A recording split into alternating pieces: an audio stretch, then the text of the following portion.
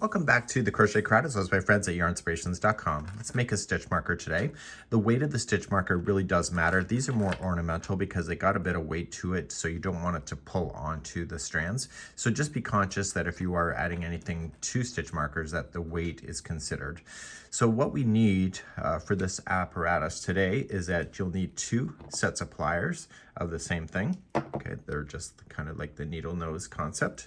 You'll need just a head pins, just 1 per stitch marker.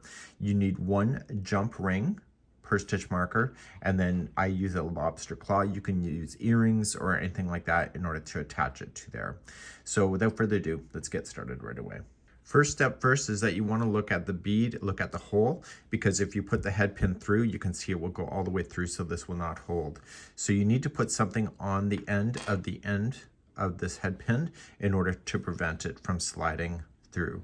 So just put 1 bead on there and just check that bead, and you can place any one that you would like to place on there. So you can do multiples of things on one of these head pins, or you can just keep it 1, and if you want to keep it balanced in the way that you're looking, you can just use as many of these little pieces. So everything I'm using is kind of plastic, to be honest. So I want to do it so that this kind of sinks in, and then I want to add a few extra to give it a little bit of length. So you can just have some fun and just add random little beads to it.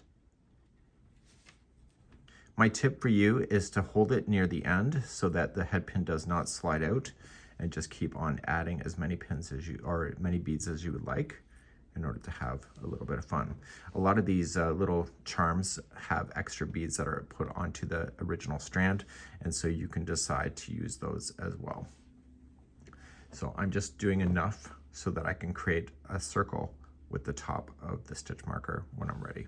So with about that much showing at the top, what I want to do is carefully, with just 1 of the pliers, and I want to just grab the tip and stay near the tip of the plier itself, and rotate your hand back this way around, and keep holding it until you get a round circle like this, and then grab the new area and keep just the circle going, and just keep rotating it until it hits the top of the first bead.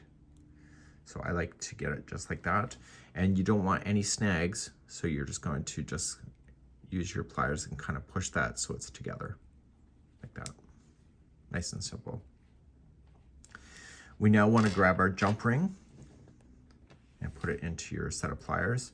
And how you open these jump rings matters the most. You never want to pull apart like this. You want the pieces here, and you just want to rotate it this way. So open it this way, never open it the other way. You were just going to slide the ring on to this one. And then I want to put the attaching. So whether it's a pair of earring attaching or anything like that, you just want to do that. And then carefully just push this back.